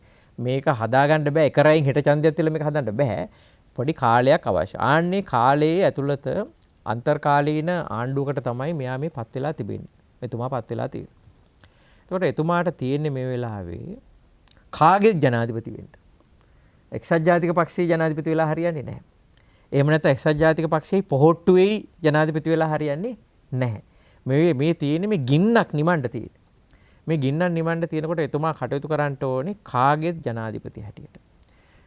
මොනම ජනවරමක් නැති කෙනෙක් හැටියට කාගේ ජනවරම ඉල්ලන කෙනෙක් හැටියට තමයි ඉන්න ඕනේ. මොනම ජනවරමක්වත් නැහැ. ඒ හින්දා ඔක්කොගේම ජනවරම මට දෙන්න කියලා පක්ෂ දේශපාලනින් ඔබට ගිය බල දේශපාලන න්‍යාය පත්‍රය පැත්තකට තියලා කෙටිකාලීන සාමූහික ක්‍රියාමාර්ගයක් වෙනුවෙන් එතුමාට වැඩ කරන්න ඕනේ. ඒක තමයි එහෙම කළොත් එතුමා සාර්ථක වෙයි. නැත්තම් විශාල ඉතිහාසයේ විශාල දෝෂ දර්ශනයකට යලිත් එතුමා පත් වෙයි. එතුමාගේ ජීවිතය ගත්තොත් එimhe එතුමාට එක්සත් ජාතික පක්ෂයෙන් ආපු චෝදනාව තමයි මෙයාට කවදාවත් මේ රටේ ජනාධිපති වෙන්න බෑ. මේ රටේ නායකයෙක් ඔය සජිත් ප්‍රේමදාස මහත්තයලා ගහපු කැරැල්ල ඕකනේ. මේ පාක්ෂික විශේෂයෙන්ම එක්සත් ජාතික පාක්ෂිකව කිව්වේ යන්නේ මෙයා එක්ක ගිහලා අපිට රටේ කවදාවත් නායකයෙක් වෙන්න බෑ. මෙයාට ජනාධිපති වෙන්න බෑ වගේ කතානේ කිව්වේ. එයා මාකට් කරන්න බෑ කියලා. ඔය එයා මාකට් කරන්න බෑ. දැන් ඉතින් ජනාධිපති වෙලානේ තියෙන්නේ. වෙලා තියෙන්නේ. එතකොට එහෙම උණයි කියලා මේ පක්ෂය හදන්න යන එක නෙවෙයි දැන් මේ වෙලාවේ කරන්න තියෙන්නේ. එතුමා ජනාධිපති පුටුවට ගිහිල්ලා තියෙනවා. වැඩි කාලෙකුත් නැහැ. එතුමා ගොඩක් වයසකට පුද්ගලෙක්. ඒ නිසා කොහොම හරි ලැබිච්ච අවස්ථාවේදී ආදර්ශමත්ව සමාජ දිහා විශාල සහකම්පනකින් බලලා මේ පාර්ලිමේන්තුවේ ඉන්න 225ම එක මිටකට එකතු කරගෙන මේ වැඩේ කරන්න කියලා තමයි අපි යෝජනා. ඒකදී අපි නිකන් කරන්න බැරි දේවල් කියන්නේ අපි කියන දේවල් වලට ඩොලර් වියදම් වෙන්නේ නැහැ.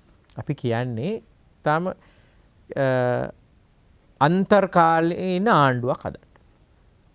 ඒ ආණ්ඩුව දැනගන්න ඕනේ අපි අන්තර්කාලීන ආණ්ඩුව. ඒතර ඒකට සියලු පක්ෂ එන්න ඕනේ. ඔව් ඒක තමයි. අන්තර්කාලීන ආණ්ඩුව. ඒ කියන්නේ ඡන්දයක් තියන්න පුළුවන් වාතාවරණය ආපු ගමන්ම ඡන්දයකට යන්න ඕනේ. එතකන් අන්තර්කාලීන ආණ්ඩුවක්. ඒ අන්තර්කාලීන ආණ්ඩුවේ ඔක්කොම ආණ්ඩු බලයට හවුල් වෙන්න ඕනේ. ඒක තමයි සර්වපාක්ෂිකයි කියලා කියන්නේ. හැම පක්ෂයකටම ආරාධනා කරලා ඊට පස්සේ ඒක නිකන් නමට තියෙන මේ කියන්නේ සර්වපාක්ෂික ආණ්ඩුවක් කියලා පොහොට්ටු ආණ්ඩුවක් හදලා හරියන්නේ නැහැ සර්වපාක්ෂික ලේබල් එක යටතේ. සියලුම පොහොට්ටුවත් ඇතුළත්ව රාජපක්ෂලා නොහිටියට කමන්නේ. නමුත් පොහොට්ටු ඉන්නව ගොඩක් ආණ්ඩු කරන්න පුළුවන් අය. ඒගොල්ලොත් අරගෙන ඉවරලා ඒ පක්ෂවට දෙන්න ඕනි. ඇමතිකම් වලට එන්නේ කවුද කියලා තීන්දුව කරන්න. ඒතර රනිල් වික්‍රමසිංහ තීන්දුව කළා හරියන්නේ නැහැ. ඒ පක්ෂවට දෙන්න ඕනේ ඇමතිකම් වලට එන කට්ටිය. එහෙම කළා සර්වපාක්ෂික ආණ්ඩුව. ඊළඟ පාර්ලිමේන්තුව බෙදන්න ඕනේ අර ඩොනමෝර් කාලේ තිබුණා වගේ විධායක කාර්ක සභා ක්‍රමයකට. මේක ආණ්ඩුක්‍රම ව්‍යවස්ථාවෙන් කරන්න බැරි වෙයි. නමුත් පාර්ලිමේන්තුව ඇතුලේ ඔය ස්ටෑන්ඩින් ඕඩර්ස් වෙනස් කරලා හදාගන්න පුළුවන් ඒක. පනතක් මේ නීති රීති ගෙනහැල්ල වෙලා පාර්ලිමේන්තුව ඇතුළට. ගෙනහැල්ලා හැමෝටම ආණ්ඩුවේ වගකීම දරන්න දෙන්න ඕනේ. ඊළඟ එක තමයි ලොකු ව්‍යවස්ථාපන සංස්කරණයක් ගේන්න ඕනේ ජනමත විචාරණයකට නොයා ගිහිලා කරන්න පුළුවන් ටිකක් තියෙනවනේ. 19 වෙනි සංශෝධනයට ආපහු ගේන එක. ඒ වගේ දේවල් දැන් යෝජනා ඇවිල්ලා තියෙනවා. ඒක හොඳයි. ඒක ගේන්න ඕනේ. ඒ වගේම තමයි පොදු අවම වැඩපිළිවෙල ප්‍රකාශයටපත් කරන්න ඕනේ. අපි IMF එකට යනවද? යනවනම් ගිහිල්ලා කරන්න වෙන්නේ අපිට මෙන්න මේවා ටිකයි කියලා කලින් කියන්න ඕනේ. අවම වැඩපිළිවෙල. අපිට තෙල් ගේන්න පුළුවන් වෙන්නේ කොච්චරද ලබන අවුරුද්දට? ඒ තෙල් ටික බෙදලා දෙන්නේ කොහොමද? කූපන් ක්‍රමයක්. දැන් ඔය ඇත්තම මේ QR ක්‍රමය කියලා දැන් සාර්ථක වෙලා තියෙන කූපන් ක්‍රමයක්. අපි ඔක්කොටම කූපන් යන්නේ මේ හම්බෙන්නේ. මෙන්න මේ වාට හම්බෙන්නේ සතියකට තෙල් මෙච්චරයි. ඒක සලාකේ මෙච්චරයි. සලාකේ මෙච්චර. අන්න ඒ වගේ සලා ක්‍රමයට අපිට යන්න වෙයි. ගොඩක් දේවල් වලට යන්න. ආහාර වලට යන්න වෙනවා. යන්න වෙයි. එහෙම ගිහිල්ලා වාහන වලටද ඒ වගේ දේවල් වලට අපිට යන්න වෙයි. එහෙම ගිහිල්ලා අපි කිසියම් මේ පොදු අවම වැඩපිළිවෙලට ගියාට පස්සේ අපේ ජනතාවටත් තේරුම් ගන්න පුළුවන් වෙයි කාටත් තේරුම් ගන්න වෙයි මේ රට ඉස්සරහට දියුණු කරන්න නම් අපිට අපේ ලයිෆ් ස්ටයිල් එක අපිට වෙනස් කරන්න වෙයි. කාටත් තේරෙයි අපි හඹාගෙන ගිය මේ සමහර දේවල් තේරුමක් නැහැ නේද කියලා. දැන් අර අකිල කාර්යවසම එතුමා ඒ කාලේ ඉදිරිපත් කළා සංකල්පයක් ළඟම පාසල හොඳම පාසල කියලා. ඒක කවුරුවත් ඒ කාලේ මේ කිව්වා තමයි. නමුත් හැමෝම බැලුවේ මේ ඉහළම ජනප්‍රියතින ඉස්කෝලේ ළමයා දාගන්නනේ. එතකොට දැන් ඇත්තටම මේක ක්‍රියාත්මක කරන්න හොඳ කාලයක් නේද මේක? ළඟම පාසල හොඳ. අපේ ළඟම පාසල ගන්නවා. ඒ වටේ තියෙන කට්ටියට තමයි එන්න පුළුවන් වෙන්නේ. එතෙන්ට සම්පාත් ටික තියෙනවා, ගුරුවරු ටික දෙනවා, ඒකම හදා ගන්න පුළුවන්. එතෙන්ට අපිට ඒක තමයි අර පැරඩයිම වෙනස. එතකොට මේවා අපිට ඇත්තටම ක්‍රියාත්මක කරගන්න සමාජීය ස්වයං අවබෝධය එන්න ඕනේ. නැතුව හරියන්නේ නැහැ. ඒක කොහොමද කරන්නේ? ජනමාධ්‍ය හරහාද ඇමතිවරු මේ ගැන කතා කරනවද? මොකද්ද ඒ අවබෝධය කොහොමද? මම කියන්නේ සර්වපාක්ෂික අන්තර්කාලීන ආණ්ඩුවක බලතරංගය නැතුව. ඒ කියන්නේ බලතරංගයට ගියොත් ඔක බැරි වෙන්නේ. හැමෝම ඒ දේශපාලන පක්ෂවල බලතරංගය නැත්නම් ඊළඟ ඡන්දේ දිනන්නේ කොහොමද කියලා දැන් කතා කරන ඒ තරංගය අයින් කරලා දාලා ඉවර වෙලා මේ කොමන් මිනිමම් ප්‍රෝග්‍රෑම් පොදු අවම කාටත් පොදු අවම ලොකු වැඩ කරන්න නෙමෙයි මේ යන්න හදන්නේ. ඒ කියන්නේ තමන්ගේ ආණ්ඩුව බලයට පත් වෙලා කරන ලොකු වැඩ ටික තියෙනවනේ. අර මහා රට හදන එක ඒවා මොකක්වත් නෙවෙයි. ප්‍රාග්ධන වියදම් නෙවෙයි මේ. ප්‍රාග්ධන වියදම් හරිම අඩු. නමුත් මේ අපේ ඩේ ටු ඩේ ජීවිතේ අපි සැලසුම් කරගන්න පොදු අවම වැඩ පිළිවෙලට කවුරුත් එකඟ වෙන්න. කාටත් ඒක කරන්න වෙනවනේ. කාටත් තෙල් නැහැ. එතකොට පොදුයිනේ තත්ත්වේ. ඒ වගේ කාටත් ගෑස් අඩුයි. කාටත් ආනයනික ආහාර නැහැ. තියෙන ආහාර වලින් හැපෙන්න වෙනවා. පොදුයි තත්ත්වනේ. ඒක පිළිවෙලට හදාගන්න ආපහු දේශපාලන තරගයක් අවශ්‍ය නැහැනේ. ඒකට UMP JVP මේ සජබ මේ පොහොට්ටු ભેදයක් නැහැනේ. කාගේ ජීවිත පොදු ප්ලැට්ෆෝම් එකකට දැන් වැහැලා තියෙන්නේ මේක සැලසුම් කරගන්න. අන්න එහෙම ගියාට පස්සේ ඇත්තටම ටික කාලයක් මිනිස්සු යනකොට මිනිස්සුටම තේරෙයි අපි වෙන ලයිෆ් ස්ටයිල් එකකට යන්න ඕනේ නේද? අපි මේ යන විදිහ හරියද? කියන ස්වයං අවබෝධයයි. ඇත්තටම මිනිස්සු ඉගෙන ගන්නේ මිනිස්සු දේශපාලන ඉගෙන ගන්නේ තියරි වලින් නෙමෙයි. දේශපාලන විද්‍යාව ඉගෙනගෙන නෙමෙයි මිනිස්සු දේශපාලන ඉගෙන ගන්නේ. අත්දැකීම් වලින් ඉගෙන ගන්නේ. දැන් අද මේ කාලය ඇතුළත අපි විශාල අත්දැකීමකට අපි මුහුණ දුන්නා. ලොකු මේ මාස 3-4 අපේ සමාජයේ විශාල දේශපාලන අත්දැකීමකට මුහුණ දුන්නා. අපේ දේශපාලන පක්ෂය හිතන්නේ මිනිසුන්ට ඒ අත්දැකීම තාම නැහැ කියලා. එහෙම හරියන්නේ නැහැ. මිනිස්සු ලොකු දේශපාලන අත්දැකීමක් ලබාගෙන තියෙන්නේ. ඒ නිසා අන්නේ අත්දැකීමෙන් මිනිසුන්ට ප්‍රයෝජන ගන්න ඉඩකඩ ලැබෙන ආකාරයට අපි ආණ්ඩු කරන වයුවය හදාගන්න ඕනේ කියන එක තමයි මගේ අදහස. ඊටාම නිර්වෝල් පැහැදිලි කිරීමක් මම හිතන්නේ අපිට මේ අවස්ථාව ලබා දුන්නේ කරුණාරත්න පරමතන මැතිතුමා. ඔහු ඉතාම නිර්භය, ඒ වගේම ඔහු මං හිතන්නේ මේ මොහොතේ අපි ජනාධිපතිවරයාගේ ඉඳලා සියලු දේශපාලන පක්ෂ අවදානට ලක් කරගත යුතු කාරණා කිහිපයක් තමයි මේ මතු කළේ. ඒක අපි සියලු දෙනාටම අදාළයි, මේ රටේ ජනතාවට, පොදු ජනතාවට අදාළයි, රාජ්‍ය නිලධාරීන්ට අදාළයි. ඔහු ප්‍රකාශ කළේම අපි මේක වෙනස් කරන්න නම් විශාල කැපකිරීමකට යන්නට වෙනවා. ඒ වගේම අපි සමහර දේවල් මේ අත්දැකීමෙන් අරගෙන අපි වෙනස් වෙන්නට වෙනවා කියන කාරණය. එසේ නොවි මේ අරුබුදයෙන් ගොඩ යන්නට බෑ කියන කාරණය තමයි කරුණාරත්න පරමතන මැතිතුමා මේ සාකච්ඡාවේදී අවධාරණය කළේ.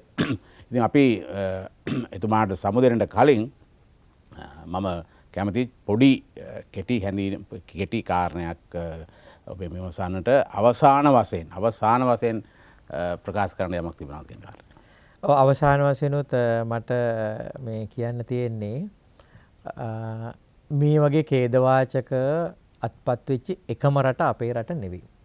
මීටත් වඩා දරුණු ඛේදවාචක වලට රටවල් වලට මුහුණ දෙන්න සිද්ධ වෙලා තිබෙනවා. අර හොම්බෙන් යනවා කියලා කියන්නේ ඒ වගේ වෙලා තියෙනවා. ඉතින් අපේ රටත් එහෙම වෙලා තියෙනවා. අපි බලාපොරොත්තු වෙච්ච දෙයක් නෙවෙයි, නමුත් ඒක වෙලා තියෙනවා.